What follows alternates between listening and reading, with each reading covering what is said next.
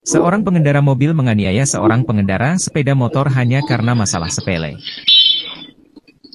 Kejadian yang terekam kamera pengawas terjadi di Jalan Nangka Sapen Gondokusuman, Kota Yogyakarta pada Sabtu 9 November 2024. Pelaku diketahui berinisial AS 31 tahun. Sedangkan korbannya berinisial NHN 20 tahun. Dalam rekaman CCTV, tampak pengendara mobil memukul pengendara sepeda motor hanya karena kaget saat berpapasan di persimpangan jalan. Tak hanya itu, pelaku juga membuang kunci sepeda motor korban. Aksi arogan tersebut viral di media sosial. Tidak terima mendapatkan perlakuan yang tidak manusiawi, korban yang merupakan seorang mahasiswa kemudian melaporkan kasus itu ke Polsek Gondokusuman. Satreskrim Polresta Yogyakarta telah menangkap pelaku.